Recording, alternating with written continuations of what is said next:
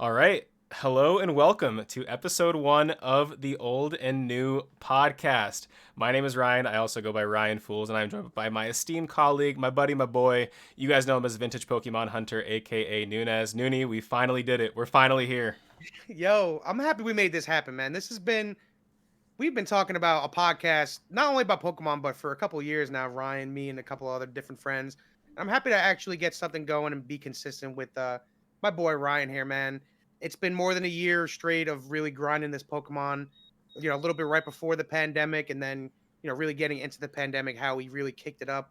And I'm really happy we kept with it and that we just kept like this what we do here.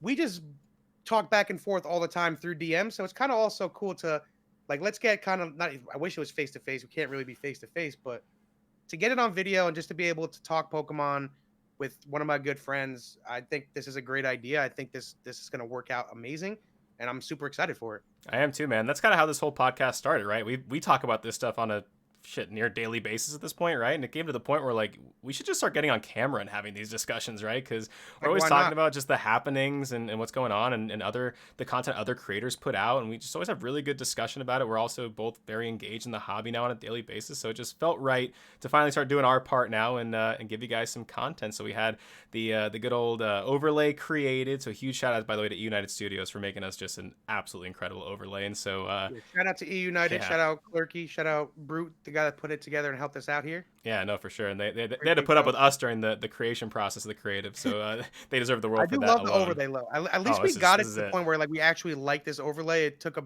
bit of brainstorming to get what we actually want, and we kept it like kind of simple, but still I like it. I like the way it looks. No, for sure. And just to explain to you guys, I know we talked about it on Twitter a bit, but if you're a first time kind of viewer of any of our channels, this is the old and new podcast. As you can see by the logo, we have the old iconic Charizard, right, representing the old vintage side of the world. And then you got that big old fat boy Pika representing kind of the modern side of the world. Because on this podcast, we plan to talk about both the vintage side of the market, the hobby, and the modern side of the market and the hobby. We both have a lot of interest in both. We both, of course, come from sort of the good old days generation of Pokemon. We grew up on it, but we're also very engaged in the modern side as well. So we plan to kind of talk to you guys about pretty much everything going on. Old and new podcast, baby. We are here. So let's go ahead, I guess, real quick. Since this is the first episode, since maybe some of you guys maybe have not seen us before, heard, about what we do in the past, I wanted to kind of go through maybe just some intros of kind of who we are, our backgrounds, and then sort of how, each of us sort of got into Pokemon both then and now. So, Nina, I'll let you go first and kind of just break it all down for us. Okay, so my name is Anthony Nunez. I go mostly by my last name, Nunez. I played Gears of War on the Xbox for more than almost half of my life. I finally got that pro status a couple years ago at the end of Gears of War 4, but have always been chasing that, top status pretty much ever since I started competing back in 2009. I actually know my friend Ryan here through AIM. A lot of you Yeah. youngsters might not even know what AIM is. AOL Instant Messenger. I used to talk to just Ryan all the time randomly. I honestly don't even remember how we knew each other, maybe through game battles Yeah. but just talk to Ryan back and forth pretty much every day back on AIM. This is 14 years ago. And ever since then, we've been pretty good friends. But just me getting into Pokemon, and that was always through Gears of War. So we always held the relationship through Gears of War, and especially later on with Gears, going to events and seeing each other, 50 plus times at these events, and really just again, this is a guy I'm 29 years old now, known the guy for 14, almost 15 years, so it's pretty much been half my life. Really great friend. But just a little bit more about me. I've been into Pokemon since the good old days. 7 years old, I believe I was when Pokemon first came out in 1999, and Pokemon was the first thing that I really was obsessed with. Like I liked Barney, all that other shit from when you were kids. Like you liked it and you enjoyed it, but I remember Pokemon was the first thing I was really obsessed with. Like I really fell deep into the first thing actually was I got the VHS randomly in the mail. I don't know if my mom signed up for Nintendo Power. I can't see my mom or my dad back then like being signed up for it. But I got this like random intro VHS in the mail. I actually have it. It's like right behind me actually. I have that VHS still, and I remember it was showing off pretty much what Pokemon were to become. The TV show, the cards, all of that. And that VHS actually showed the first episode of the Pokemon anime series, and that's when I fell in love instantly. So I guess it was kind of like a big promotion that they pushed. And ever since back then, I remember my dad taking me to Toys R Us to get blue version. I remember trading cards in the the playground and lunchtime, always doing that. And then they took it away from us. They banned that eventually. Yeah. And then I went from Pokemon to Yu-Gi-Oh, back to Pokemon for a little bit, and then I went into sports cards. And of course, I'm looking at my sports card binder right over there, but God knows what happened to my Pokemon cards later on in life. But the thing is, what's crazy too, I always play the games. Like I never missed one Pokemon game, like main game. So whether it was on the DS, the 3DS, now on the Switch, I've always bought the new console to play like the main Pokemon game. And I'm just happy that I always kept up with the games that kind of kept me in the loop. And Pokemon was like always a part of my life. But in about 2013, we were watching a lot of that's been like Pawn Stars and American Picker and all that was like kind of big. You know, like thrifting, all that stuff was like really popular. That's what a lot of people were watching on TV. And I kind of took this mindset of, all right, well, at that point, Pokemon was like 18 years old and it was still pretty relevant. So for like their ideology there, they always talked about like if something is 20 years old, if something is 30 years old, like how it becomes like, vintage and collectibles. So I kind of took that mindset and put that into Pokemon. Like, hey, I like Pokemon a lot. It's the biggest media. I was saying this years ago. People love using this point of the biggest media franchise ever. I've been saying that for literally like 7 or 8 years because I believed it then. And I still think true now that Pokemon is in good hands because of how generational it is now, especially, but just of how popular it is and just me having that insight. I like what was happening now, like for the 25th anniversary. I kind of expected that for the 20th anniversary, back 5 years ago. So I kind of thought I was getting in early in 2013 when it was like the 18th year of Pokemon being around. And yeah, I was, and I'm really happy that I bought a lot of this random stuff behind me. But I do definitely dwell on, man, what if I was buying a lot of these high end cards? Because I do have an amazing card collection, but man, if I was buying like a lot of these high end people like Gem Pokemon, all these people, they were around back then, just before PokeRev, before all these people were even buying Pokemon cards. So I definitely kicked myself in the ass a little bit for that, but I'm definitely grateful for where I'm at and for the collection that I've amassed. And a lot of this stuff, I'm proud that you can't buy a lot of the stuff that I have. And I mean, you could eventually buy it, but how many people are really willing to sell it, and how many are actually out there? And for that I'm proud of, and just into this vintage Pokemon, like you said before, vintage Pokemon Hunter on Instagram, just hit 10,000 followers, and that's something I also cherish pretty much every day too, because kind of like I don't mean to sound corny, but it's shout out to my friend Grace, Mew is me 700. She calls it's like kind of like a Pokemon historian. A lot of the items that I post on YouTube or on Instagram, they have never been seen before, or it's like a lot of these things that people have forgotten about. So I do love bringing that nostalgia like every single day to people. That means a lot to me as well. Yeah, I Now, think you have off it. to you, Ryan, because I know my man Ryan has really been getting into a lot of like heavy high end cards, a lot of like heavy hitters that you would think not a lot of people would know are heavy hitters. So, Ryan, tell us your story, man, and where you are now at with your collection. Yeah, man. No, it's been really really cool. I have a very sort of similar sort of backstory with Pokemon as well, right? I got in to my love of Pokemon very very early on, of course, with the Game Boy games. My neighbor, you met Kenny at my wedding, but my neighbor Kenny, who was always he's older than me, right? He was a few years older than me, so I always kind of wanted to do what he did because he was always like the guy I looked up to and stuff. And he had a Game Boy and had Pokemon, and so I wanted the same thing. And so I think it was like he had red, I got blue, and so there's always I got this really cool picture. I gotta bring it up one day. I put it on Twitter before where it's like we're both sitting on lawn chairs playing our Game Boys together, and he's Yeah, like a okay. teenager, and I'm this like little kid, but we're locked in, we're zoned in, and that's how I got my love for Pokemon. And like you, like I said, man, I've followed and loved it for many years since I was a kid. Collected the cards like a fiend. I also have that same story of like I had this amazing binder and then I lost it, right? I feel like everyone has that story, So it's so tragic. and so like so it's been one thing that in my collecting now is like going back to get a lot of the cards that I used to have lost. I also kick my own ass for knowing God knows how much money I probably lost in that binder, but nonetheless, like I said, Pokemon's been a big part of my life. I, like you, actually sort of did kind of get out of the card collecting for a while, but I've never missed a game.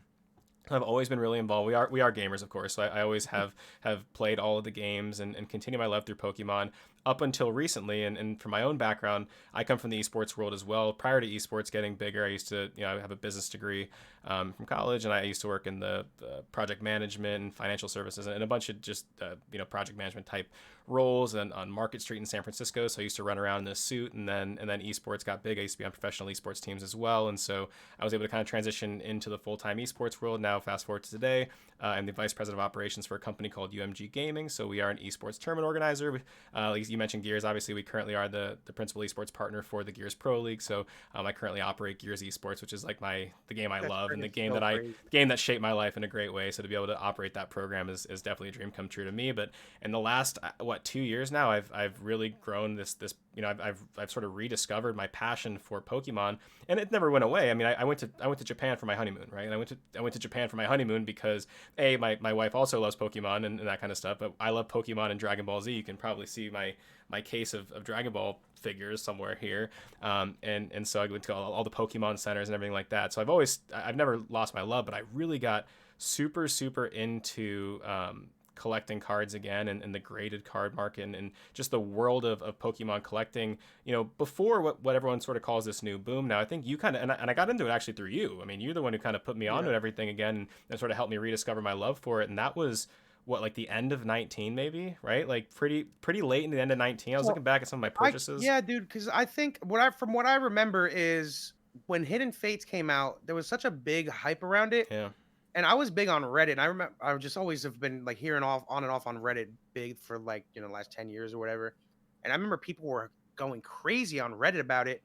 And there was like a Target deal for Black Friday for $10 Hidden Fates tins. Like that doesn't even That's sound nuts. realistic right now. Yeah, That was the deal. That timing. Yeah, that's about like when you started getting heavier into it, because I know you've always kind of been involved too, but like that's when I got heavier into it as well. So I think, like I said, I kind of pinpoint when I really got into this stuff, and like the heavy in the end of 19. And obviously I see Nunez, you really like all the vintage items in terms of like collectibles. I love, as you know, the vintage card market, and I really love graded cards. I love the process of grading. I love the graded card market.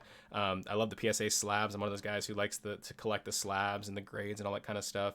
And so for me, that's just been what I've honestly almost obsessed over for the last, like I said, year and a half. I've really put so much time. I watch Pokemon content on a literal daily basis. I consume so many hours just to learn from some of these guys, like you mentioned, Gem Mint Pokemon, guys like SM Pratt, Pokenomics, all these guys who have been successful. I consume as much of their knowledge and content that they put out as possible, because it's just been so much fun. The process of it's fun. I love the process of going after a card, getting it graded yourselves, right? Getting the results of that. The whole stonking aspect is fun to see if you made the right call or not. But at the end of the day, like, I love this stuff, right? This is like, let me reconnect with my childhood in ways that like I never thought I could. And I am one of those people, I truly am, where like if the value of the cards went down, that's okay. Like I got this big box of graded stuff right here. Stuff was worth nothing, I'd still be happy with it. I promise. Love it. Like I got all my I recently got my first edition, Raichu from base set, my favorite card of all time. This is just stuff I love. So to wrap that all up, like I said, I've never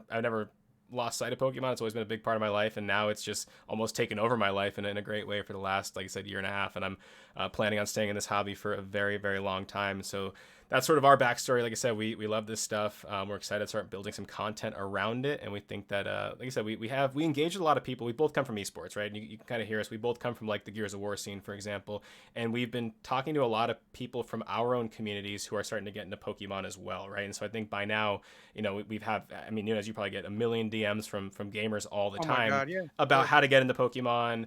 What is this worth? Am I paying too much this? What should I get? What do I do? Right. And that's not the kind of channel this is. This is not about what you should go buy. But what I'm getting at is that like we get a lot of questions from our own community about Pokemon. And so it felt like we can also bridge into the sort of gaming and esports community as well to help further just educate them about what's going on in the Pokemon hobby, right? Get them involved, make sure that they know, what to do and not to do, not from an investing perspective, but just like I said, the happenings. And I always worry that people will just like, I don't know, overpay or have the wrong experience in the hobby and then get turned away from it. So we want to make sure we did our part to spread the joy of the hobby.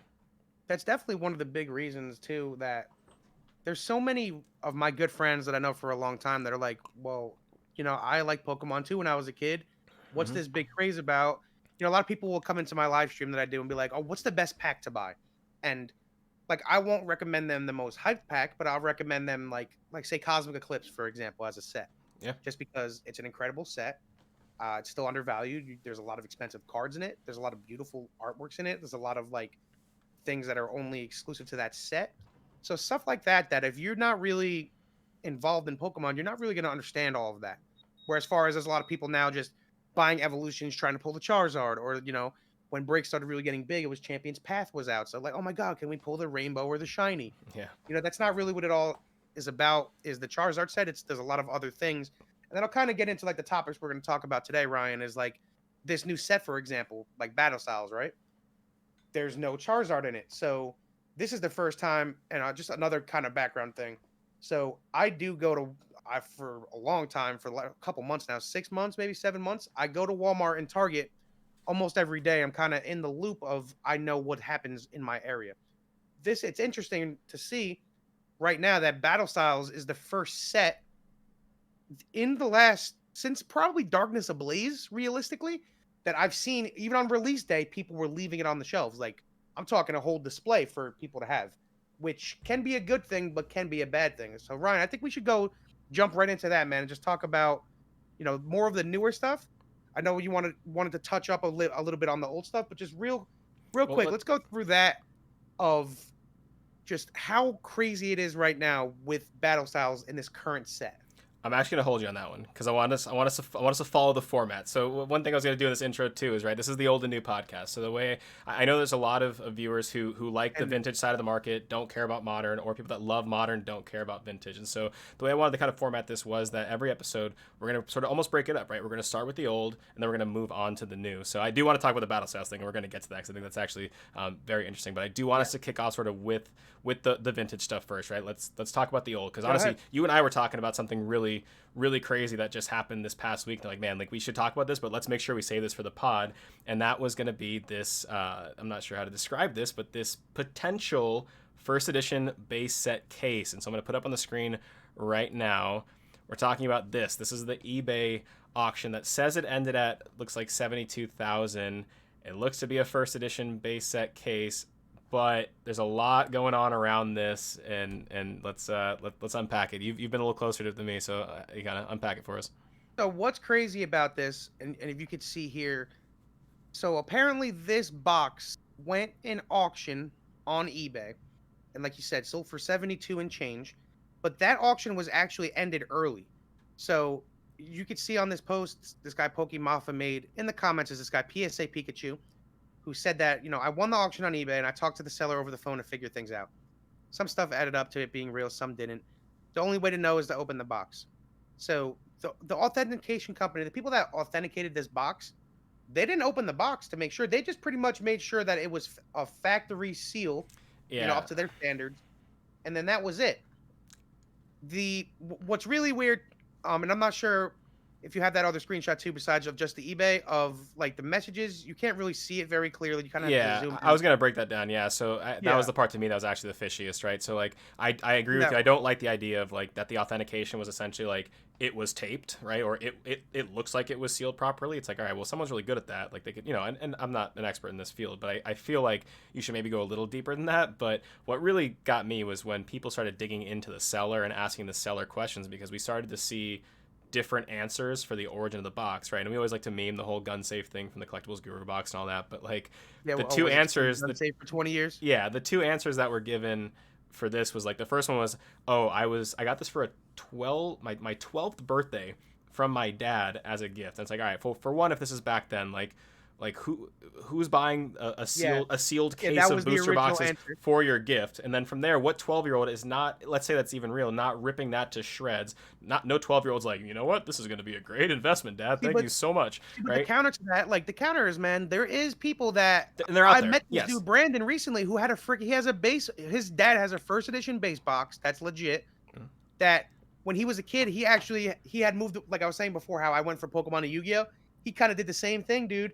And he got it for Christmas, and he's like, yeah, I don't even want that. Like, he literally told his dad was about to give away a first edition base set box, but his dad, thankfully, was smart and was like, just put that away in a closet. So that, to an extent, and that's, yeah, and a box can exist, right? Like a sealed booster box, but a case, man. That's just so, it's that, for one, it's a bizarre gift to give in that fashion of like here's a key. I mean, and that can happen totally. Like if let's say the guy's got a lot of money and the kid really likes the cards and the dad's like, all right, how do I get him as many packs as possible at the same time? So like that, it can, like there could be a world, let's say, where that is real. So like I said, I don't believe it that much, however, but what really sold it for me of not believing a lot of it was when the second origin story came out, right? Because I believe someone else asked, and the story was I was at like an estate sale, and then it's like, and then this I discovered it when I was looking through like sports cards or something, and then I looked on the ground and saw it, and there was paperwork attached to it. So now, and that story could be real too, and it's in isolation.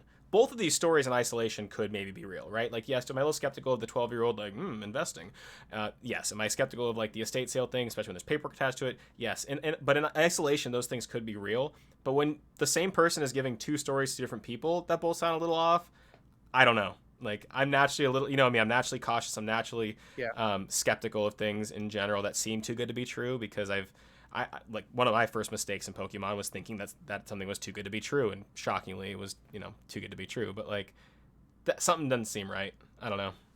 The number one thing when I seen it, right, and it's crazy because I'm at Thursday morning. It's like 4:30 in the morning, and we're parked up outside this Walmart, assuming it's gonna stock, and it did. But my one friend Umit pulled up to me, and he goes, "Yo, you seen that guy Jacob?" Because apparently the guy who helped make the deal is this guy Jacob, who's local here in New Jersey. He's kind of a guy who a lot of my friends know because he goes around to Walmarts and Targets and gets sports cards and such.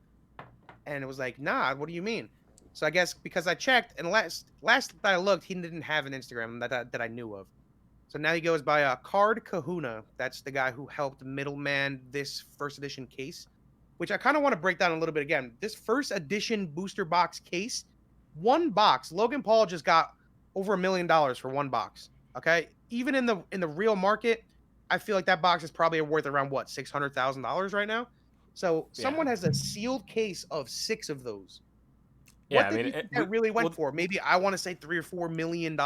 yeah, I mean, the only one we sort of know of outside of this one is the one that I guess Gary has pretty publicly said he Gary's has. the only other person Yeah. that anyone knows that has. It's also a known fact that Gary has half cracked his to Yep. make sure that it's legit. Yep. That's the only other way that you can tell, which they didn't do. But again, back to like this Card Kahuna guy, and Ryan was talking to you a little bit in the group chat yesterday about this. It's kind of funny because I actually met this guy a couple months ago, got his phone number, and I met up with him at his house. We did a deal for some sealed product. I had some NFL, some NBA, and I traded it for some Pokemon. It was all good. That the trade was good, but then he brought some other cards to see if I was interested in purchasing them, which I would have been, but a lot of the cards he was just trying to charge me PSA card prices for raw cards, which was kind of like throwing me off, kind of making me skeptical about it in the beginning. Like, all right, like, does this guy just think I'm stupid or something? And he pulls out the big guy, pulls out a first edition base set Charizard, and what's crazy is the front and the back looked super mint. Pull it out the sleeve, and then I went to, I'm not gonna just randomly pull a $20,000 card out the sleeve without asking the guy, especially when I'm sitting across from him. So I said, do you want to like take this out of the sleeve so I can take pictures of it? I have my friend Ryan on the phone. I literally called my Ryan, call him $20,000 card, raw if it's in that condition typically. And the guy was just being super sketchy about letting me take it out. Then I realized there was a whole scratch. It literally looked like a cat scratched it. A scratch was going from the top right corner all the way diagonally through like the middle of the hollow. And even in that condition, it probably still would have got like a PSA 6 or a 7. But he was like almost trying to dupe me, like, oh yeah, like I'm gonna charge you this price for this raw card. He was charging what? I think it was a PSA 8 price, Ryan. Yeah, I didn't like that. Or something like that. Yeah, I was ready. I mean, I would say I was ready to swipe the card, but I was very interested in the card from the initial pictures looked good, and so I was definitely interested in it and had the capital for it, and yeah, I didn't love that I couldn't see more pictures of it. And then it's like, all right, well, he didn't want to send me pictures then. Then the next day, I was like, yeah, I posted on my Instagram, and I told him this, I was gonna do it, and he was cool with that. And I had 10 or 15 other people that were still interested in it. I'm like, the next day, I'm like, dude, send me pictures of it. I'll help you. And the guy just never sent me pictures. Just very, very weird, sketchy scenario. Then all of a sudden, I found out a couple weeks ago, this guy sold the first edition base set box, and he traded away a first edition PSA 10 Charizard. So, like, obviously this guy has some stuff, it's got some fire, yeah. But I just was very off-put, to say the least, and very sketched out about the way the whole transaction went down. So when I seen this case, I was already sketched out off the beginning. Not even on some hater, anything like that. I'm sketched out because of the experience that I personally had with this guy, and a lot of other people again, this guy has 100 followers on Instagram, bro. He just made an Instagram. It's A so lot of I mean people it's really hard at this point not to be skeptical of a lot of the of sort of anything. vintage product right now because of the price that it's a lot of it's going for, and that we've seen more and more and more resealed boxes, people Yo, trying dude. trying to get To go scammed. off that real quick, bro. I just got this guy Yeah, in, and I was just I showing you it's before. amazing. The amount that I had to sit here, and this still could be fake. Who knows? I'm not gonna know till I crack this thing. Yeah. But from my understanding of it, and my looking at it, and all the the factory of it, and the push test, you can see the packs on the top. And it comes from a legit seller. That's the biggest thing too. Is I went through a seller who is legit, has good references, who is a high-end sealed collector, who this is what he does. He middleman sealed product. And he's been doing that for more than a year. But it's still where it's like, all right, well, where did you get it from, bro? And for his knowledge, he got it from another longtime collector that's had it. But then where did that guy get it from? You don't Yeah. It's kind of hard to really go back and trace everything. So you got to have kind of a crazy good eye for it and really know what you're looking at. But it's getting scary out here because I don't know if you've seen PokeRev's video a couple days ago, but my friend actually sent me the same dude. There's this one guy in the UK, man, that's making crazy good fake boxes, base sets specifically, And and he it's sells them for it's $100, dude. gonna probably get better and better as the price of those Yeah. things go up. More people are gonna try it, and it's almost like competition, right? Competition breeds, breeds higher quality in some cases, right? So like the more competitive things get, the higher prices things get. People are gonna try more and more. And one thing I will say, like, this is not one of those channels where we go tell you what to do or not do, and this is not financial advice. But what I will say is, if you are going for one of those vintage items that are heavy hitters, it's, to me, in my mind, always worth paying the extra dollar, paying an extra few bucks to go, like you said, go to someone reputable, go to Yeah. someone with a Someone that you money know back is legit. guaranteed, go to someone who has references, that someone that's just respected in that. Because yeah, you might be able to save a few bucks taking a riskier route, but a lot of times those riskier routes can burn you. So that's my advice for the day from someone who hasn't even been doing this that The long. other But thing about these sealed product, and I've seen a lot of people doing it too. I don't know if you guys realize or remember that Logan Paul video, the one that he just did, the second box that he broke was actually a box that was already opened by TCA TCA, Gaming and he added Rusty. all his name all over it and everything. And So I think, dude, that's gonna be the new wave, man. People are just gonna crack these boxes and then like re-tamper seal them to actually make sure that that's legit. I think that's gonna be the new wave in the future. As boxes get better, yeah, these fakes get better. I think that's just gonna be the way you got to do it. And what's crazy is the guy who I bought this box from, he gave me that option. If I wanted to, when I purchased it, I could have ripped the box right in front of him, and the deal would have been off. If it was fake. yeah. So like, I think if you're buying them for the sake of opening, that 100% would be the route I would personally go. But the thing is, like, at the end of the day, like, they will have more value sealed, right? And For now, unless a mass problem breaks out where like it's not even worthwhile anymore to keep it sealed. I don't foresee that happening. So it's just a scary world, man. That vintage box thing. They're so incredible, and the prices are getting so high, and so yeah, like I said, just the only advice I would give is just to make sure that, like you said, you do your homework, make sure that you so just dude, that go case. reputable, and yeah. Like I said, if it sounds, I swear to God, like, it's almost like 99% of the time, if it sounds too good to be true, it's almost like law this time that it is, right? There's just too It's many kind of hard though, man. people. 'Cause sometimes you get lucky, dude. I It's know, and crazy. that's why I said 99%. There is that 1%, but it's Yeah. like, how many times do you have to get burned on the 99 to see through the one, right? So it's, Learn. you know me. I'm on the more cautious side, so like that's gonna always Dude, be the the way I only roll. way that guy will ever know if that was actually legit is he has to crack it. Yeah. You have to do what Gary did. You have to half crack the box and open it and make sure there's actually first edition boxes in there. If you open that thing and there's first edition boxes in there, that's it. It's legit. Keep Yeah. it sealed. And you know what, he might do that, right? Like we might, this whole story sort of just kind of unfolded, and so we don't know what's coming next with that. Like I said, maybe he's gonna keep it Yeah, sealed. this is in like the last 3 maybe days, I not. want to say. I think it was Yeah. Thursday or Wednesday it happened. Very well timed for us to do our first podcast. Give us some nice stuff to talk about. But You know what's yeah, cool too? There's not even there. Apparently, they made a whole video about that, and that video hasn't come out yet. So I'm actually super interested in that video when it drops. and that could be really helpful, right? That could maybe give a lot more insight, a lot more backstory to make it seem a little more solidified. I don't know. I'm curious to see it. I'm looking forward to seeing it. There's enough people talking about it to where I'm sure this isn't the last we're gonna hear of this infamous second sealed case. Oh yeah. I'm waiting for SM Pratt to drop a video on it. Yes. Honestly. The god. All right. Well, I guess that's let's put that to rest. Like I said, I'm looking forward to seeing kind of what's going on with that. The second thing I did want to talk about, since we're on sort of the first edition base topic, was recently that the first edition base Charizard in the PSA 10 went for, I have it written down, it was little shy of 312,000 at auction, which according to Pokestock Market on Instagram was roughly a 22% decrease from, I believe, a sale that was right shy of 400,000 towards the end of March. So I wanted to kind of just open that up and get the idea and kind of talk about just like the big boy, right? The Grail.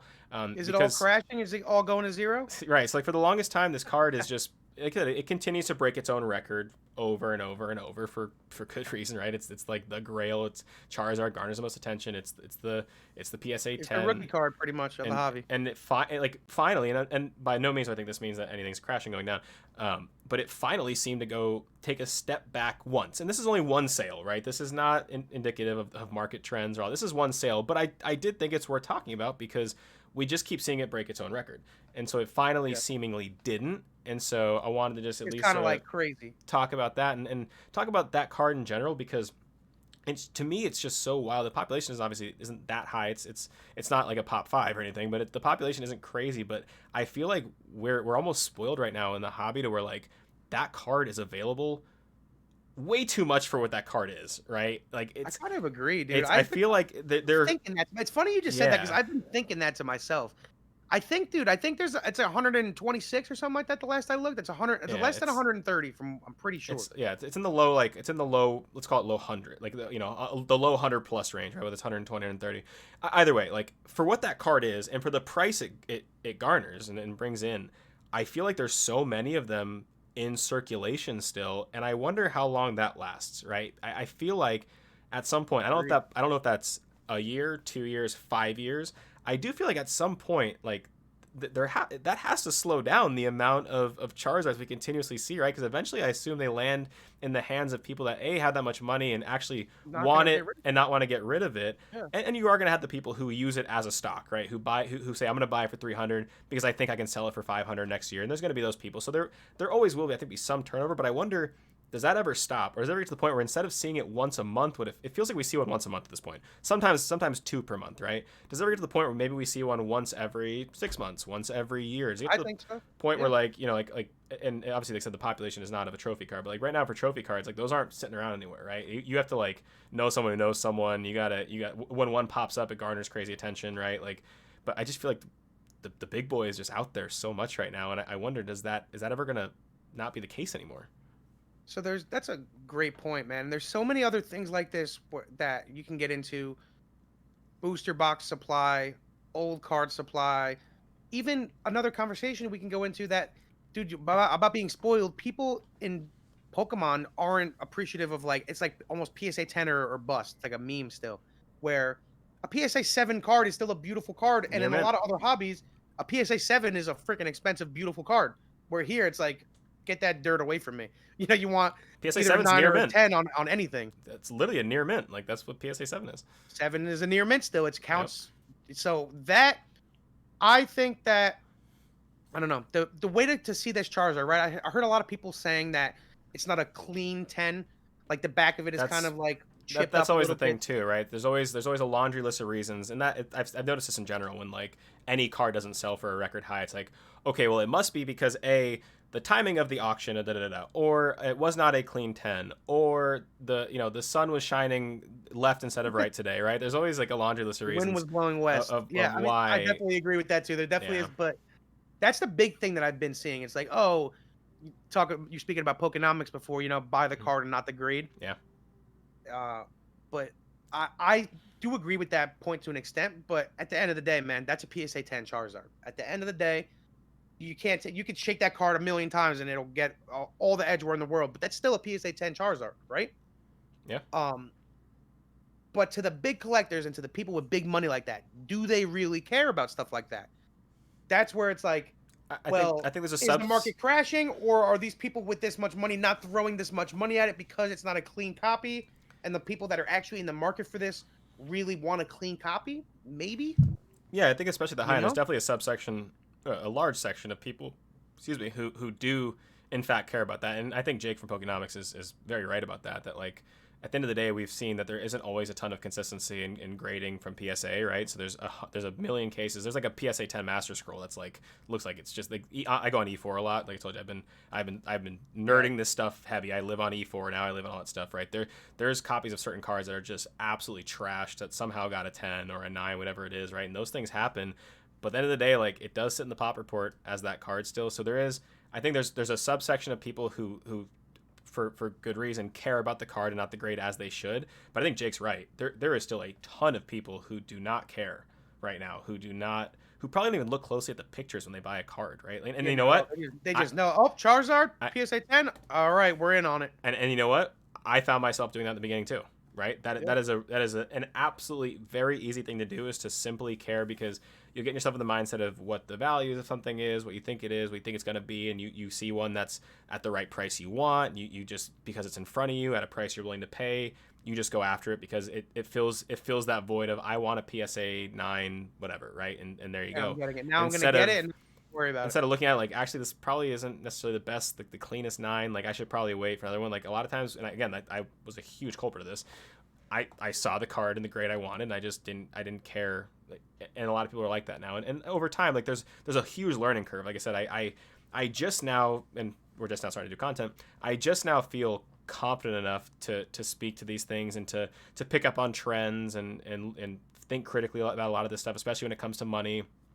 I find myself a lot more willing, as you've seen, to mess with the bigger ticket stuff now, because I feel more confident in my decision making. I feel more confident in the knowledge that I've gained. You have a better grasp of what it really means, like the bigger picture of it. And it's kind of what you're talking about right now too. Is kind of really hard to put into words and like put into layman's terms, kind of.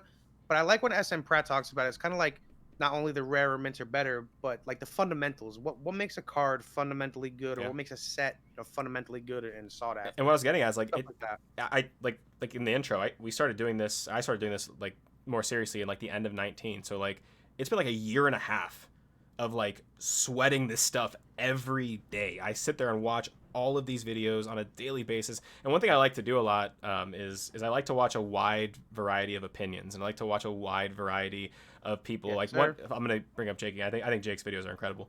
One thing Jake put a video about actually like just a couple days ago was like what he thought was the top 5 mistakes people make, and one of them was watching videos that only tell you what you want to hear, right? So just watching the ones that tell you like stonk it up, or watching ones that say nope, bubble, dead, don't waste your money. I like watching everything, and because there's things you can pull. You know what's crazy? I just started watching Jake. Sorry to cut you off, but I actually just started watching Jake recently, and I do like, because he's more. I feel like he's more realistic about a lot of things. He's more.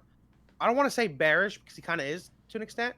But I feel like his ideology behind a lot of stuff is more realistic than just everything can only go up always. Yeah, he's dealt with it, because his background, his dad was a financial advisor, so he's been exposed to a lot of that as he's grown up, and yeah, I mean he gets flack all the time for being like negative, for bringing up the reality that like, yes, not everything can go to Mars every day, and like he gets like flack for that, and it's because a lot of times people will only zone in on the people that tell them what they want to hear, right, and sort of reaffirm their own thoughts about whether it's the market, whether it's the value of something, whether it's the IP. And I think Jake, like I feel like a lot of similar opinions on things to him. It's where it's like, I'm very bullish on Pokemon as a whole, but I also understand the how markets can work and the conditions of them. But I put my money where my mouth is, same way he did. He put his money where his mouth is on Pokemon. I'm doing the same thing, right? Like I'm very aware of what can happen, but I'm also bullish on it, and so I put my money where my mouth is, and I just try to navigate everything the way that I think is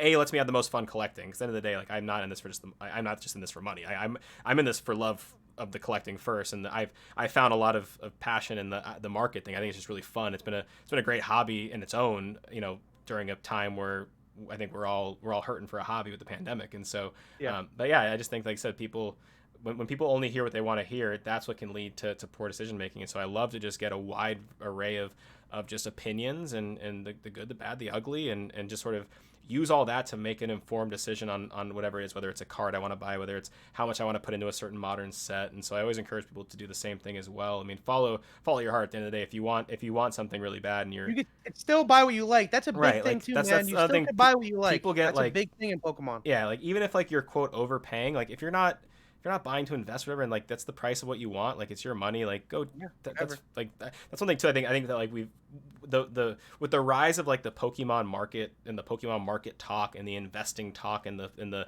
open mouths and the numbers on the screen and stuff. I think people also forget too to like people can spend their money how they want, and not everyone's always trying to stonk everything. And like if Yeah, someone really wants to open evolutions and it's $1,000 and they're happy go lucky to go buy $1,000 evolutions box, like it's okay, right? whatever. Let them. That's they're gonna enjoy that. They're gonna get their money's worth, and if it was a bad financial decision for them, they will unfortunately reap the consequences. And not that we want to use that as a way to get people out of that, not that we don't want people to leave the hobby because of things like that, but I do think Yeah. sometimes there's a little bit too much of I don't I see the word gatekeeping a lot. It's not really It's just gatekeeping. it's like all about the money, about the dollar value of it, and If that at the end of the day, it's not only just about that. There's a reason why certain things have the dollar value attached to it, and I feel like people still don't understand that. And before I forget this, what you were saying before, kind of about when we started, like all the new people from Gears or just all the new people in general that are in the hobby, there's definitely a way where you can waste a lot of money in this stuff and not really get your value out of it, right? So there's people that, hey, I'm spending all this money. How can I enjoy what I'm doing and maybe, get my value not in it? Like it be a good value buy, it be worth it, it could hold its value or it could go up in value. Where as there's certain people that they're differentiate, you can't differentiate between what you like and what will make you money. Because there's a lot of people in it that don't really just like it, they're only in it for the money. So we'll talk about it a little more. But again, with the new set battle styles that's out, I try and have this conversation with some of my friends that are only really into sports cards. They're not, they think right now that like Pokemon is dead again. Like this new set is garbage. There's no Charizard right, in it. Well, that's not what makes a good yeah, Pokemon set necessarily. We've just been spoiled, and Charizard have been thrown hyped at us for so many sets in a row, and for so long that they think it's like, all right, well, this set is just garbage because there's no Charizard in it. yeah. I get asked all the Is that going time. to be like the new? Is that going to be like the new way that people look at it? I don't want it to be, but Yeah, I don't know. I mean, I get asked all the time, like, oh, what should you're really into Pokemon now? What should I buy? My first Yeah. question is always like, what do you like? Right? Like, I really Yep. like the old cards. As you know, I'm not a like I've warmed up to modern more, but I don't love I'm still not 100% in love with like the full arts and the looks and feels of all that and the reverse hollows and all that stuff. And I Um, guarantee you, there's and I, more than a million other people like you. yeah, so like that's why I ask the question, like, what do you like? So I love vintage, right? So like I Yeah. freaking love vintage. That's what I was attached to. It's what I grew up obsessing over. It's what I was ripping packs to get, right? So that's what I like, right? And some people and I personally like the graded card scene and that whole thing, right? Some people like ripping through packs and the fun of the pull, Yeah. and some people like Tyranitar. It's always kind of like what do you like, right? Okay, I like, and some people's answer is I like making money. It's like, for one, it's like, all right, well then you need to, for one, do your own research, because I'm not gonna be bound to, I'm not a financial advisor. I'm not gonna be bound to like tell you what to buy, and then if it doesn't go up, then you go after me. So like, if that's the case, do your own research. There's a wide variety of information, but it's like, no, hey, I really like the old cards. I grew up playing gold and silver was my first game, right? And so like I think Lugia is really cool, right? And it's like, okay, well, if you like the older cards, there's always like a figuring out what the person likes in front of them, and then sort of from there, like taking them down their own path to decide what they like, and then they can make their own decisions, right? It's like if you like old cards, okay, did you used to like that Lugia? Hey, buddy, that one's really expensive, so maybe make that one like a stretch goal, right? Like there's all kinds of ways to sort of navigate that Can't just really conversation. go grab that. But the thing is, dude, there's a couple But people that, 2, 3 years ago, they just grabbed like specifically this one, this Neo Genesis yeah, Lugia, just because they liked it, and that's because hmm that's the first art that they remember back then of him too. yeah, And some of those people are sitting pretty right now, no, but 100%. are realistically most of them going to But a sell lot that of the card? people that like are doing like, what do I buy? What do I buy? What do I buy? Those aren't the people you're talking about. Those people are buying it because, like you said, they really liked it. They Yeah, might have played Pokemon Go or rediscovered their exactly. habit there, or they whatever it Lugia, is, right? Now we're just Lugia is pretty much the Charizard of Gen 2. now we're Like just he just pretty much flooded is. with people that like see people making money on it now, or see the people that you're talking about who bought it 5 years ago that like their Lugia's a trillion zillion dollars now. Like, I want to go to that too. What do I buy? It's just like this quick mentality of like, You're like, what's the next well, one? I Like, liked I what's the liked next one I Pokemon, can and grab? it can make me rich now. Like, what do I go buy? And so, yeah, I think at the end of the day, like I said, that we sort of went on a bit of a tangent there, but I think at the end of the day, like doing the research is just, if you're in it for the money, research is just so important. But at the end of the day, It's like, important, again, important to do your own research, yeah, but to get it, like what Ryan was saying before, from a variety of different sources. I just started watching Pokenomics, right? I just started watching Squeak's World, but I've been watching Pokemon Radar. I've been watching Danny Phantom. I've literally watched every SM Pratt video ever on YouTube. So it's like, also shout out to Old School Pokemon. That's another YouTuber that yes, doesn't get a lot of, he's like dude. That he's guy is, a gem that just doesn't get talked about enough. it's a just great insight, man. And TCA Gaming, Rusty still has some great insight. Just him talking into the camera. A lot of these, and I go back like Gym in Pokemon again. A lot of these, like Pokemon Flying Master. A lot of these people that were kind of relevant, maybe like a long time ago, like 10 years ago on YouTube. But these are like kind of the pioneers to this stuff. So I kind of also like going back and like seeing insight of that from like 7, 8, 9, 10 years ago. Videos like that of people just like, even a video. I seen a video of Gem and Pokemon dude from like 3 years ago of him just flying to Seattle and just ripping a bunch of first ed packs, like Yeah, buying a first edition booster box and just ripping some packs just cause. yeah, no, for sure. Like that There's wasn't too long ago, you know? and the amount of knowledge that and the amount of knowledge and the amount of information that's available to us now versus It's sick. back then is out of Great. control in a great, in an amazing way for guys like us who came in and you know, in the more recent era and But wanted what's to crazy learn. too, And dude, is like, bro, like a year and a half ago, like right when we started, right? And you probably remember me telling you this, where it was to be able to pull a card out of a pack, right? It's like, all right, well, do I sell this card right now? Do I grade it right now? Do I wait and grade it in a bulk? Do I hold this card raw and then grade it eventually? It's like, it kind of takes a little bit to understand what to do with what you have too. yeah, There's kind of like that barrier as well, was what to properly do with these cards and what you have.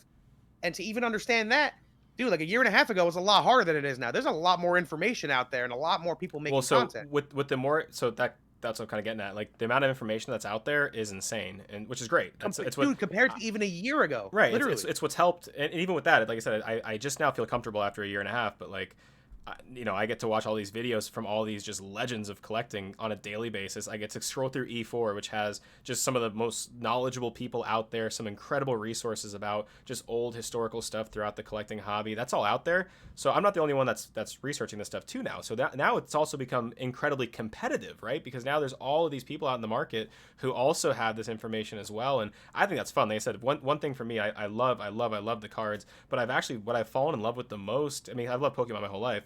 I've actually fallen in love with like the process. Like the process It's literally like a competition. It really I is. love it, man. Gotta be And it's competitive. like, it's a, you know, like I said, like when you almost like feel like you reached the mountaintop and like you found the deal for the card raw you wanted, you got it graded and it got a great grade, and like you feel amazing that you have it in your hands, and because you're not going to let it go. But like, because as you know, I have just, I'll let you guys know right now, I have such a hard time selling things. Like I cannot part with Me any, too. I So cannot bad. part with my stuff. Like especially my graded slabs, I have this box right here full of like my good slabs, and every day I walk up to that box, I open it, and I'm just pulling stuff out and just appreciating it. Because like I said, it feels good to like be a part of that. Like my first, you know, my first big boy buy was buying the Neo Revelation complete set, right? And getting So the awesome. hollows graded and then getting the grades back for them, and just like the Neo Revelation is like is an incredible set. It's actually a set I don't think it's enough love, but like it just the I made that purchase. I was scared because it was new to me, but I made that purchase. I researched it. I thought this was, I like these cards are amazing. These are like the cards from my childhood, Shining You just Gyarados. found that randomly on eBay one day, right? Yeah, yeah. I Yeah. was like, oh my god, like this is the Shining Gyarados that like my friend had that I never had as a kid. Like, oh my god, I love, so like everyone loves Lugia. I love Ho-Oh. So like there's Ho-Oh in there. I was like, oh my god, like this is it. Like I need this, and like I was scared to spend the money, and I spent, and I bought the whole complete set, and I got it graded, and I got the grades back, and they graded well, and that's what did it for me. That process of like finding the cards I loved, finding the deal, and then getting the process of getting the grading. I submitted my grading myself, right? Like waited the long turnaround time, got it back, and ever since then I've just been so in love with that process, and finding new cards I never knew about before, and getting appreciation for those, and seeing some of the history behind them, some of the Japanese promo stuff, and so, you know, there's so much out there in the hobby that Yeah, you're deeper than I am at that point, as yeah, as in regards to that stuff. You're a little deeper than I am because Yeah, I do want to get into trophy cards and stuff like that eventually, but I'm still more into like, looking for more like this random stuff, like the Yeah, vintage sealed stuff. and that's the stuff you love. That's like More that's the best stuff, into right? like It's the like, t-shirts and stuff like that too. yeah. Like I'm really big into vintage Pokemon t-shirts right now, and I believe, from what's out there in public, I believe I have one of the best collections of vintage Pokemon t-shirts, and that's something I take pride in for real. Yeah, we're definitely have to cover that side of the world of Pokemon. I'd say on some future episodes, and I want to, I think it'd be cool to bring out some of the items you have and go through because there's so much history in each one of Yeah, those T-shirts. There's history printed on them, right? You have stuff like really Pokemon crazy. Coliseum stuff, Pokemon old Pokemon Center stuff, right? Certain promo God, stuff, stuff that you had to send things in the mail to get, right? Like snail mail, right? Like you have some stuff that's like insane. so Yeah, historic that people might not even know about, and people might just be able to. That's the beauty of Pokemon too, right? It's just sharing the experiences and sharing the collections with other people, and that's why I follow yeah. so many Pokemon on Instagram just to see all the cool stuff they have. And like I said, you have a very unique collection, so I think it's definitely something we should show people and celebrate on this sort of. I know it's on both of our channels, but on this podcast is sort of Yeah. just celebrate some of that history. So that's the long-winded, emotional, heart in our sleeve stuff right there. But that's that's It's that's all that's the real. real stuff, man. Like I said, Yeah, I've been super happy to be a part of this hobby. And one thing I noticed is that everyone's really nice for the most part. dude, That's been one thing it's that I love crazy. so much. I was in Clubhouse with like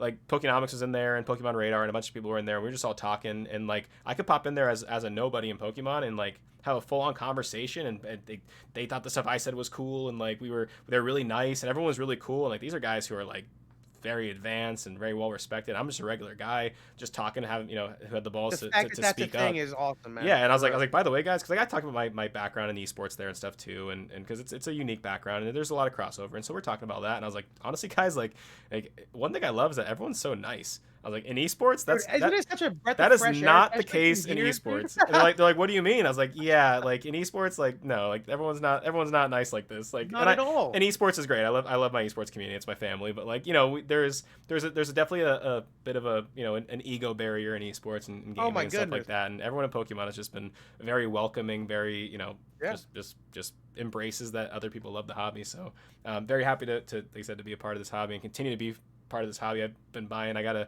9-month-old baby. I've been buying her all kinds of Pokemon stuff left and right. So I cannot So wait for amazing. her to grow up and to open packs with me and stuff. So that's yeah, it's exciting. You already know she's gonna love Pokemon. No, she has no choice, right? Like See, that's the thing, man. It's generational. Like, I swear, I'm so close to just taking my sports card binder and just lighting it on fire. Like, I don't care that much about it. I yeah. swear I don't. No, But I wish I had my Pokemon binder from when I was a kid. Still, I wish. Like, I didn't I collect would. sports cards like that, but I collected Pokemon cards like that. And so it's like I will never have that same. And I love sports. Basketball was the reason I actually stopped Pokemon stuff was because I got so into basketball for a while, right? And so it's like I love basketball, but I never got into the cards like that. It was never. But like I have the most vivid memories and experiences with the cards, with the binders, with the trading, trying to play a little bit, like all that stuff is just it's a part that's like ingrained into me. And so yeah, I'm excited to, like I said, bring my daughter through that. But Hell yeah, that's awesome. I think that's a good time to wrap up the old. I think that's the good, like I said, that'll be our vintage portion. I'm not really. I'll get a better transition in the future of how I want to sort of Oh segue yeah. this. It's gonna be a little And we choppy get the first few go into more of the episodes, newer stuff here. but yeah, let's do it. Let's dive into modern. Now you're more involved in modern than I am for sure. On a say a more day-to-day basis. I follow everything very Literally, closely, yeah. and I buy every new set when it comes out. I like to open pack still and everything. But Battle Styles is out. I think we should start with Battle Styles first, then maybe move on to some Chilling Reign. But I'll kind of open the floor for you to give your side of Battle Styles. I know that you've been dealing with it quite a bit, or just sort of studying what's been going on with it. Yeah. So, like I was saying before, when we were gonna jump into this, it's kind of weird for me to see finally Pokemon being on the shelves. A lot of people are still complaining they can't find anything at all, but everyone knows now Target restock policy 8 a.m. on Friday. Every Target will be restocking. That is a corporate wide policy that I'm aware of in the United States. Every Target at 8 a.m. will have cards. And what was it? Maybe a month ago, I want to say about it came out, and I was very surprised to see that there was at my Walmart typically on a Friday morning because most of the time my Walmart local one stocks on a Friday when they open at 7 a.m.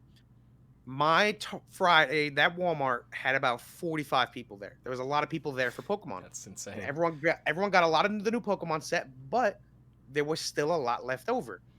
which kind of had me thinking. And again, I am in the loop with these sports card people that are absolutely out of their mind. Some of these people drive around for 18 hours a day. I swear on everything I love. I'm not joking. They drive around all day and they know what stores restock. They know who stocks each store. They know everything. They know the typical routine for everything. To see a lot of these people and to talk to a lot of these people about this new set, like I was saying before, they're like questioning it, like, oh, there's no Charizard in it, so is it not good? How come these ETBs aren't selling for double? Why isn't this new set selling? And it's kind of like, I think that there's a lot of supply out there right now. I think that they're finally doing a little bit better of a job with there being a lot of supply out there. But as this is the first set, man, where the sports card people and the resellers aren't grabbing it, even on release day, because there's no charge on it, there's no chase. But it's weird because Vivid Voltage, I guess that had the Pikachu on it on the ETBs, and the set was really scarce when it came out. I believe that's why it still did well and it wasn't on the shelves and it was hard to find. Battle Styles, is it because it's not that good of a set? One could argue that, but again, it's not just flipping off the rip to the sports car people. Now, is that a good? I think that's a good thing, dude. I think they're Pokemon being on the shelf is important. Yeah, it really is. Yeah, no, for sure. I think especially in modern too, right? I think that it's modern, as you know, has gotten just with the supply issues have gotten out of control, and I don't think we need to put another video on YouTube to talk about the supply and demand of modern right now and how people are frustrated. That's the state of the game we're in, and so yeah, I think that, I mean, as you know, I like I said earlier, I'm not the biggest fan of modern as a whole yet. Like I said, it's growing on me. There's a lot of cards I like, but for me, what I always like to do is buy other, depending on the set, a couple booster boxes to open with my wife, and then a couple of booster boxes to keep in my collection, because I like to collect like I said, the sealed product. I think that's fun to collect as well. And yeah, so I didn't personally have a lot of interest in this set that much. Like, I love the Tyranitar. I think the Tyranitar is amazing. I like that's it. Well, what I liked, but it felt like for this one, kind of cool. I don't like that. So I don't love the singles. Like I know there's a new like mechanic for the game, which I think is going to be cool. But yeah, I don't love a lot of the cards in the set, and then I know seemingly the set's pretty hard to pull. Right, that Tyranitar, I got my next door neighbor's cracked like 3 booster boxes of it, and he hasn't got a single Tyranitar.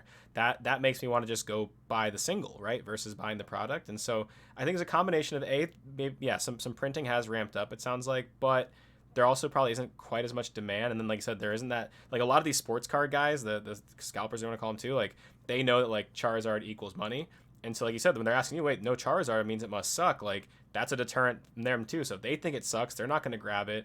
But more of like the players and people who love it can actually go get it now. So I think it's a combination of a few variables coming to life. I think that Chilling Rain to me, which we're going to talk about next, Chilling Rain to me is going to be actually, I think, what the measuring stick should be probably based off of, because if that set follows the same way, if there's not a lot of demand for it, if we're still seeing it on shelves, that will tell me a little bit about sort of, where we're headed on the modern side. But at the end of the day, like Shining Fates is still selling for more than retail, right, on the secondary market. People are still scooping up Shining Fates as fast as they can, both people who love to open it and both people who love to sell it. So yeah, one's really not sitting. People are still grabbing that, right? And there's a lot of listings out there. The resellers are still grabbing that. Yeah, I think SM Pratt said there's like 3,900 ETBs on eBay still. So like, and that means there's enough demand out there that you can still sort of flip on it.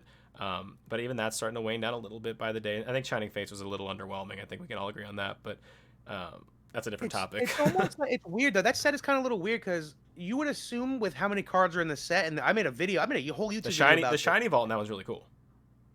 It's just like you would assume with how many cards are in it that the Charizard would be harder to pull, but the Charizard is almost like, I finally got it. That was my first. Yeah, about time you freaking pulled one. What's funny is, dude, my friend Peter pulled like 8 of these Charizards. I'm not kidding. 8 Charizards he pulled already from Shining Fates. Like, that's crazy. Yeah, I just thought it would be a harder of a pull. So I was actually really excited for Shining Fates when it was released and it was announced. I was like, oh, this might really be like Hidden Fates 2.0. But well, as you know, I was on. There's too many cards, dude. There's too many cards in it, and there's not enough like first 2-gen Pokemon. Well, there's only really Suicune in it.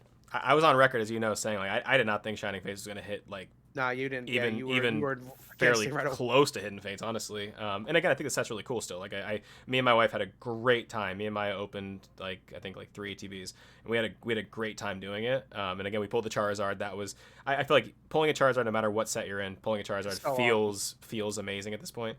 But yeah, it definitely hasn't hit like many people probably expected. I think because it was called Fates, right? And Hidden Fates is called Fates. We just like a lot of people just assume that like it must be And crazy because there's it's shiny the cards in second it. set to follow. It's Yeah, the only other set to follow that same, shiny vault and right. stuff, pretty much like Hidden Fates had. Yeah, but I think, again, like I think Shining Fate's still a lot better than like Battle Styles, for example. But yeah, I mean, like I said, to wrap it all up, I think that to me, Chilling Reign is going to be the true sort of indicator behind it.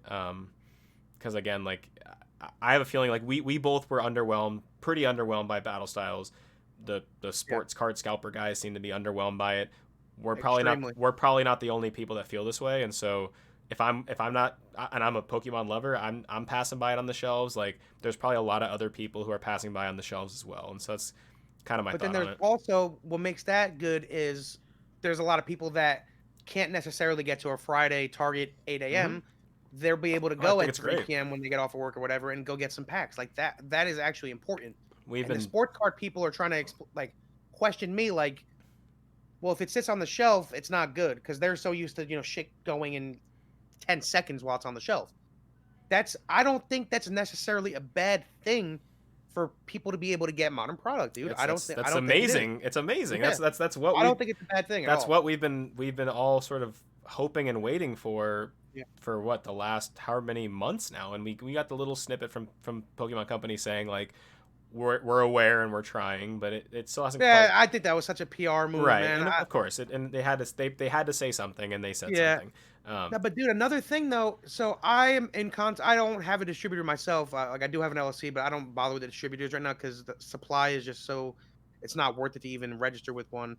But from what I'm hearing from people that I'm aware of, Battle Styles was in full allocation up from like 4 months ago. Like pretty much people knew how much Battle Styles they were gonna get before Shining Fates. Like before Shining Fates was even Yeah, announced. Like I remember right when Vivid Voltage came out, and I was getting some stuff.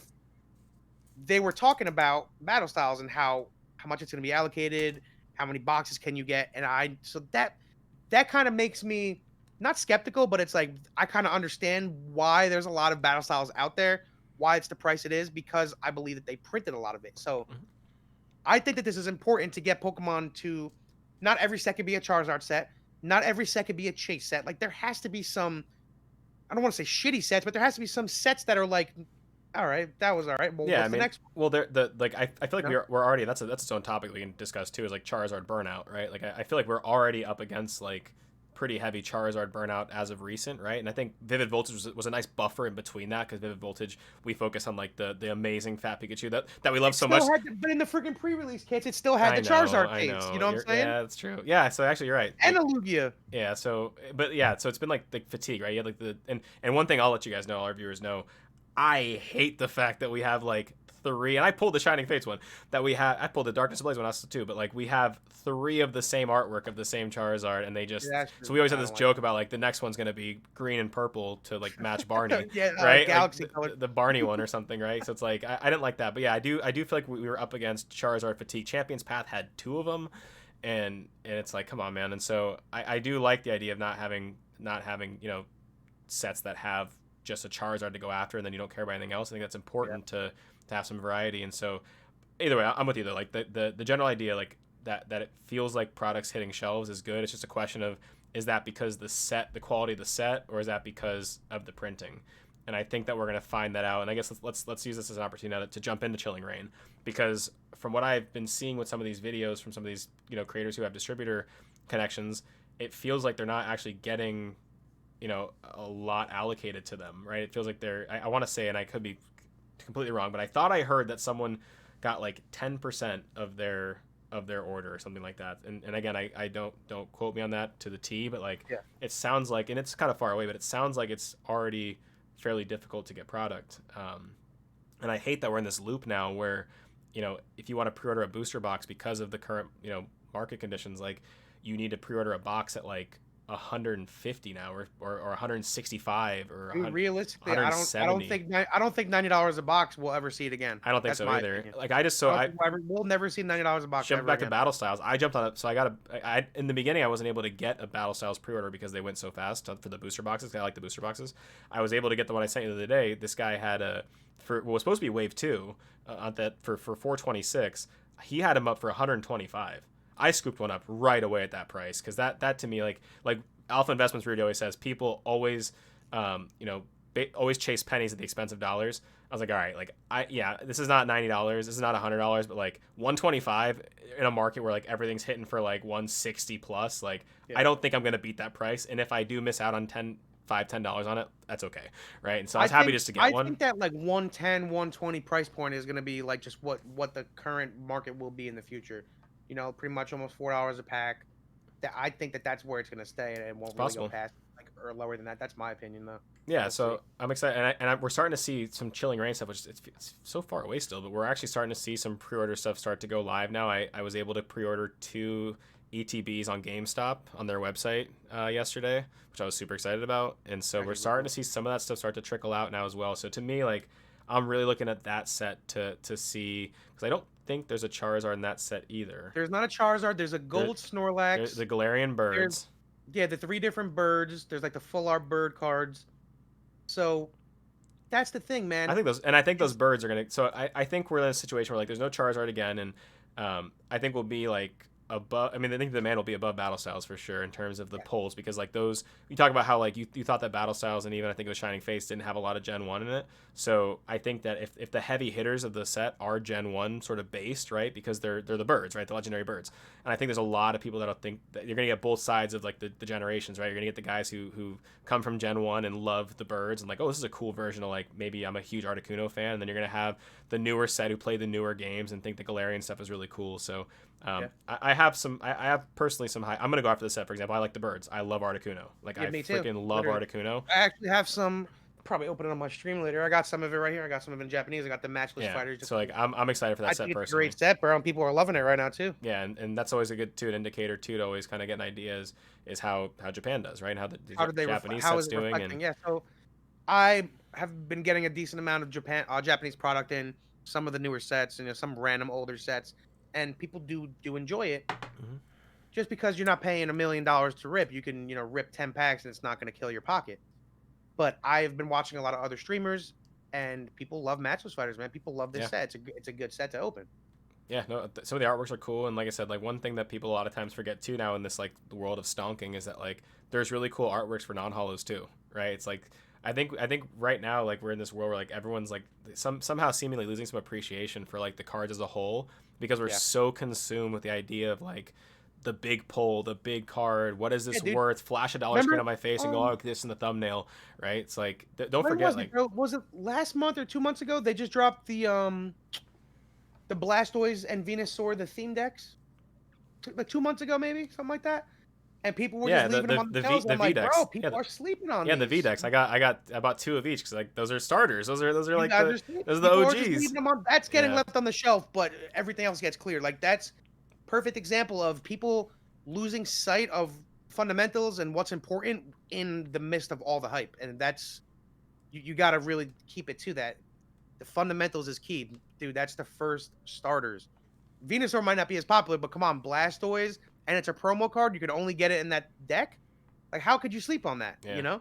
Yeah, I mean, you're Team Blastoise, I'm Team Venusaur. So like we got there's a lot of love for both of us going on with those decks. But yeah, no, I agree. Like everyone gets very consumed, and again, because of the sort of landscape that we're in right now in the hobby, sometimes it's very centered around like the value, and very centered around like the big hit that I can slam a dollar sign on the screen and everything like that. And there's a lot more out there. And that's one thing that like I talk about how I've been like diving into this world of and trying to gain as much knowledge and sort of collect other types of cards. And I've gained a lot of love for stuff that I didn't know existed, and I didn't, that's kind of the kind of stuff I look for now, is like the type, when I'm looking for like value, is like I said, the type of stuff that not everyone is just constantly on the move for, and not the stuff that's just printed to insanity and all kinds of stuff. So it's I think that's a good example of something that I think people it's crazy that I feel like I saw them for a very short amount of time and they just no one seemed to care.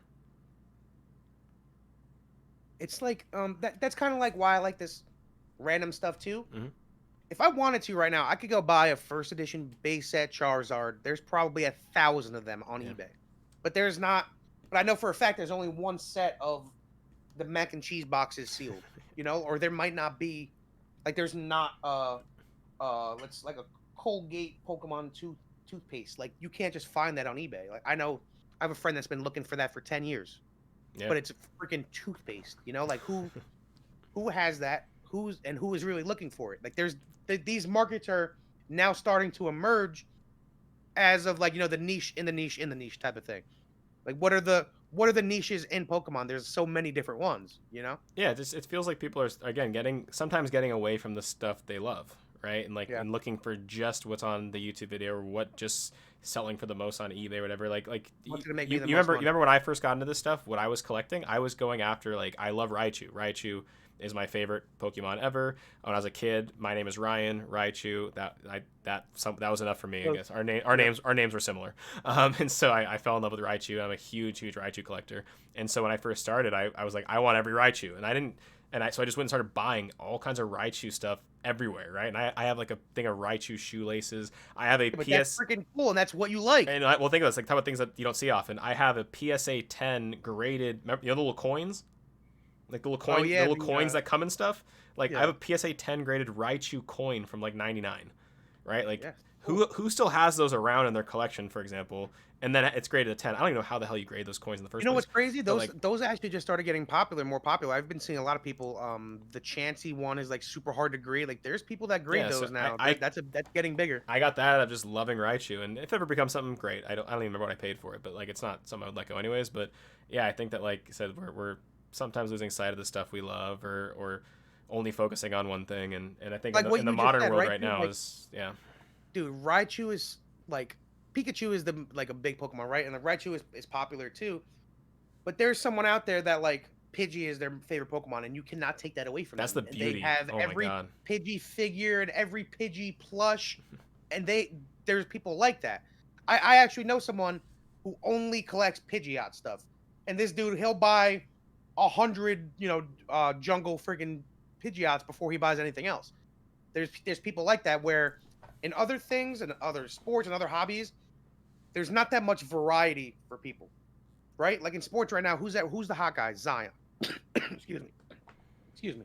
Zion, LaMelo, Luca. Like there's only a certain amount of people Yeah. that yeah, there's like, oh, this guy is Turkish and he's on this team, so that's my favorite player. Or like, I relate to this guy, so he's from the same town as me. But for the most part, in sports and in other big things, there's only really a few select popular things that are worth money that people gravitate towards, right? In Pokemon, dude, there's 900 plus different Pokemon. Pikachu is how many people's favorite Pokemon? Charizard is how many people's favorite Pokemon? I like Blastoise, like you said, you like Venusaur. So think about if one person just goes, "Hey, I'm getting back into Pokemon. Now I'm gonna collect all Squirtle, everything that ever happened with Squirtle." If you did it, how many other people do you think actually do that? I think that there's a lot, Yeah. dude. That's There's one thing gotta be. that's one thing I think is so cool about the hobby as a whole, and I've noticed that just from like I said, places like E4 and everywhere else, is that like there are those people for every Pokemon, right? Someone in some group of people loves every Pokemon and is a diehard the same way you're diehard for Blastoise and I'm diehard for Raichu, and we have all these Dude, you people, can never take that away from and that's somebody. That's the amazing. big Yeah, thing. and You that's can't. what's like so unique about it. And yeah, in sports it's like if they're not an all-star, like no one cares they exist, right? And that's not the Yeah. case in Pokemon, which makes just part of the beauty of it. There's just such a well done everything. Like you can't say enough good things about it, obviously, but yeah, like I said, I think that's one thing I'm looking forward to with this Chilling Reign set is seeing sort of the performance of another set, in terms of just demand, and see how people enjoy another set that doesn't have the A card that Charizard everyone and a can't stop Tank focusing set on. and all this Yeah, blah blah blah. Like, here's a core set of Pokemon. Do you like this? I agree. yeah. But to go into a little bit after that, do you know what's after that, Chilling Reign? It's going to be a freaking The Evolution set, Eevee, yeah, the Eevee set. I which think is that's gonna kind be of hype. I'm really not cool. going to I lie. love the Evolutions. My wife Yeah, a loves the lot of people do, Evolutions. So man. It's nuts. Me and Maya are gonna open as much product as I can get of that set. Like that set is we're going to gonna be open. nuts, man. That is again, it's not going to be a Charizard set, but that should be a hyped set, man. Those are popular Pokemon. Agreed. And one thing I do want to kind of the last topic I wanted to dive into on the modern stuff, because it actually goes sort of hand in hand with what we're talking about between battle styles and Chilling Reign. So one thing I did mention about battle styles is that there's like the new mechanic for the game. And that's one thing that I think we've all sort of realized doesn't get talked about enough is the player side of the hobby, right? We always focus on like the collecting, the investing, the this, the that, and the player side is very important. And a lot of times when there's no COVID, the player side actually can have an effect on the market because a lot of times when sets come out, you'll see cards go for certain prices because it's very playable and because people need it for their three decks. or four of them in their you deck. need a lot of them, so you'll see cards go for a lot of money early on. But one thing that I don't see talked about quite as much, maybe that or I'm just not noticing it, is that I think there's actually going to be a decent effect on the demand, which it sounds crazy. I think we're going to actually have even more modern demand as the vaccine continues to roll out because we are getting closer and closer and closer to in-person stuff becoming normal again. And what that's going to mean is people are going to start playing the game in person more. People are going to be going to their local card shops, playing tournaments. Things like Worlds are going to come back and be a thing again. And so now the playability of cards and obviously the game is based on the modern stuff, right? So there's going to be another potential subsection of heavy demand coming in. And maybe I'm a little ignorant, it's already sort of priced into everything, but I have a feeling that there's people that if they can't go play in person are not that crazy about building their deck right now. I strongly believe there's a subset of people. They're online, you know what I'm saying? They're playing the game online. They can't go play, and so why am I going to go spend these cards? I don't know when COVID's over. What if the card comes out of goes outdated or the meta changes or whatever the hell it is, right? Like I do think when this stuff is over, I think there's actually going to be another like heavy subset of demand that don't already exist right now because of the playability of stuff, and that's sort of what I envision happening. Agree with that, dude, but I don't think it's going to be kind of in like one wave. You know what I'm saying? Because it's going to be like gradual. Yeah, and I was going to say too, that's a balancing act too, right? Because what if at the same time that this is going up, what if also the supply starts to increase, right? What if Pokemon starts to print to demand more? And maybe we won't even notice it. But if I do think, like, let's say that the supply issue continues forward in the same fashion, I'm curious if that's going to have even more of an effect. And then from there, you think about the secondary market. Of course, if the demand is higher, supply is lower, it's going to push the prices up. That's going to push up the price of the product, push up the price of the singles, all that kind of stuff. We haven't even talked about the fact that you can't grade right now. I don't talk about players right now, but like we haven't even talked about that yet.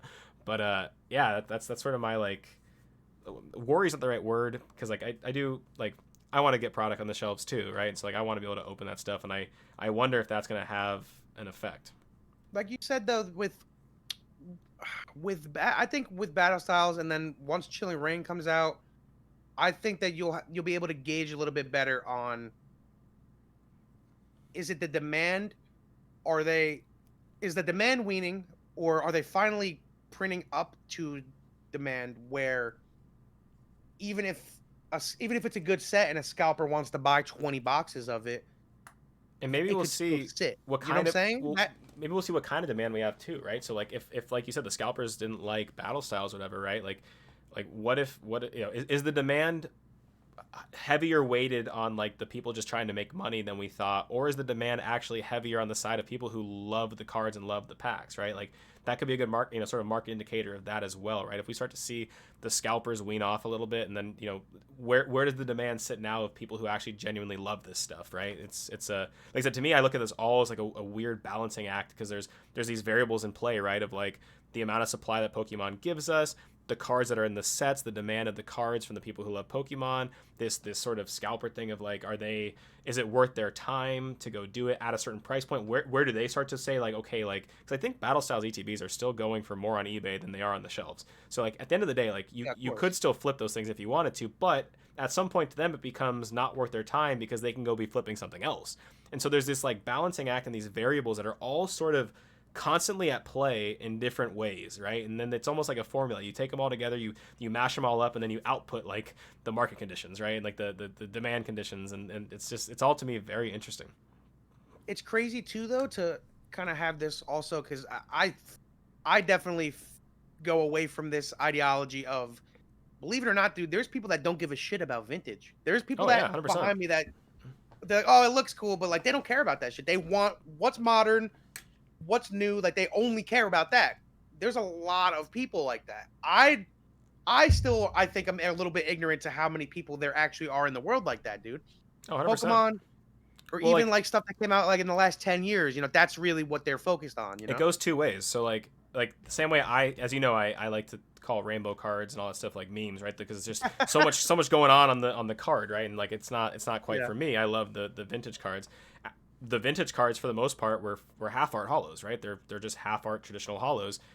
Now in modern, half art hollows for the most part we think suck, right? There's certain ones Oh that are yeah. cool, but like in the modern world, like the full arts and the big crazy ones and the gold and the For textures, the most part, I'm all pissed. that Like I'm all that damn. stuff is yeah, all that stuff is what people care about now. So like for me saying, wow, there's too much going on the card over here, this is weird. There's someone going like, wait, you guys like only half art? Like that's half art's the trash I open out of my packs, like idiot, right? Like there's Yeah. those people that exist too, and Ew. so Why do you guys yeah, like like this? you Yeah, only for there's real. only like that much foil on it, like what, like a swirl, like cool, dude, right? Like there's so much like For real, bro. and because Pokemon's so it's stand the test of time. We're at 25 years, and so there's so many generations, which is what makes it incredible, by the way, is that there's so many Yep. generations that are continuing to come together and be created as a daily basis. And like I said, I hope that my daughter loves this stuff too, so I can experience it with her as she gets older. And that's always one of my fears is that as Pokemon gets older, like what percentage of people will continue to appreciate vintage?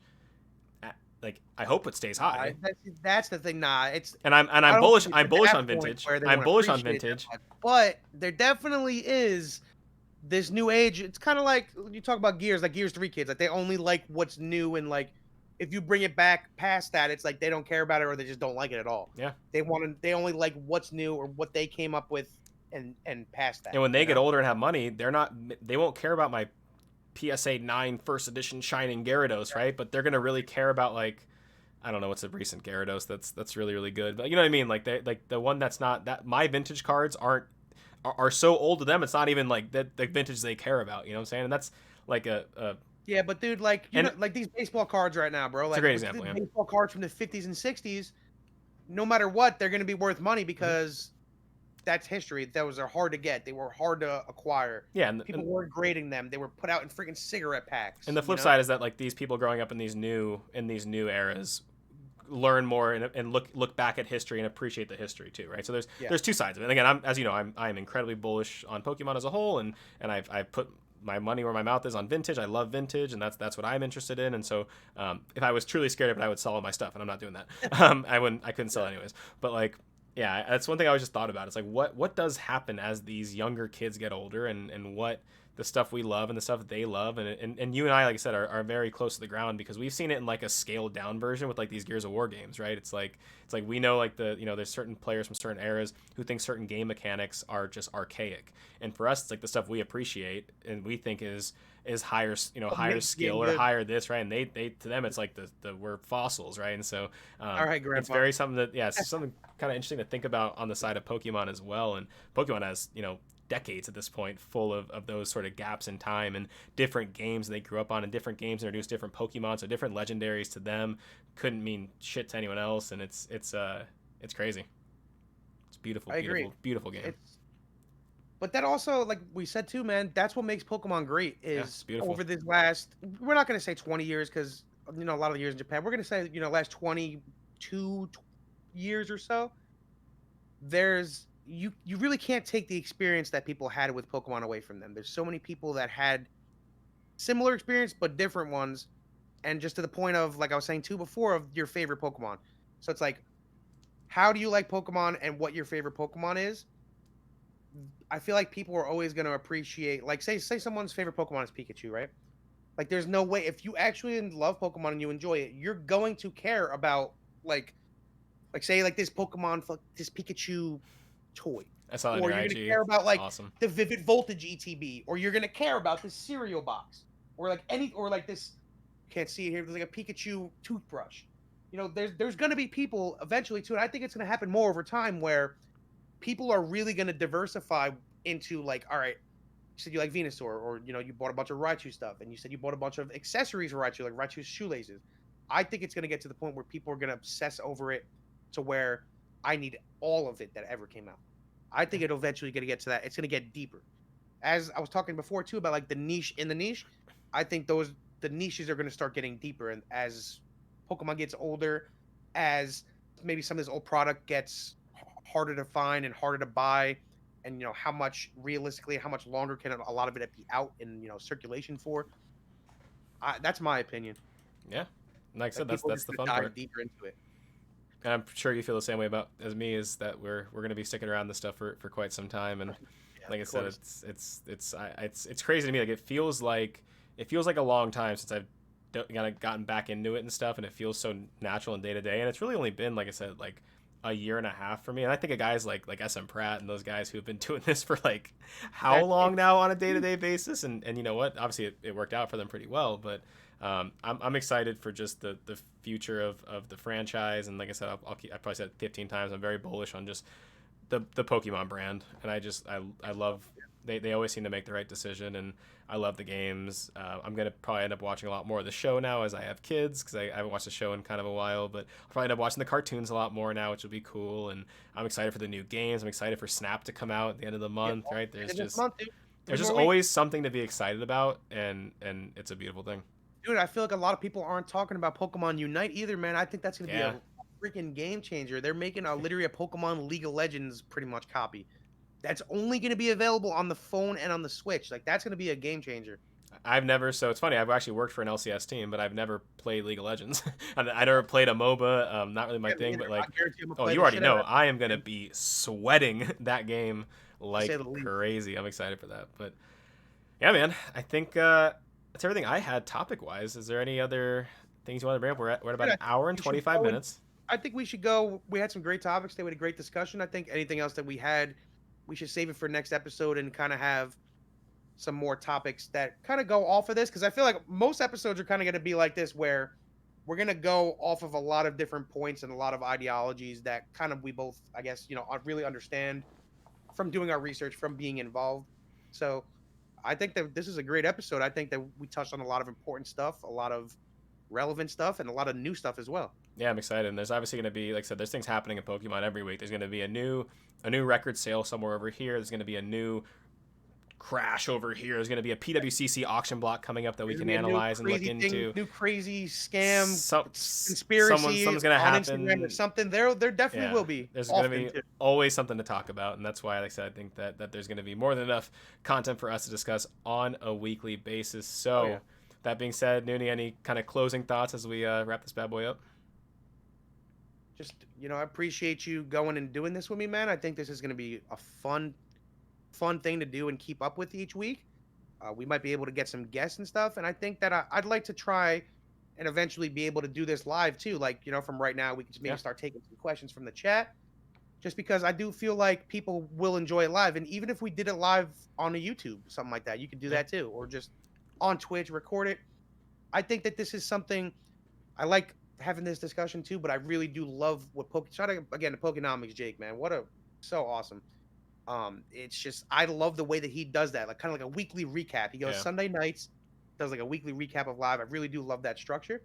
But again, man, I'm really excited for the future of Pokemon, for the future of this podcast, and just for everything going on in the Pokemon world. Yeah, no, I think we both have a lot of goals and ideas for this pod that I'm excited to reach, and I do want to get at things like live. One thing I was going to kind of close out on my side too is to tell the viewers to please, if you have any questions for either of us, any questions that you want us to discuss, any topics for the pod, please let us know. I know we should start, obviously we're going to leverage our socials more to ask more questions. Obviously we're both on Twitter, but you're bigger on Instagram, and so I know that your Instagram can probably get us some really really cool questions.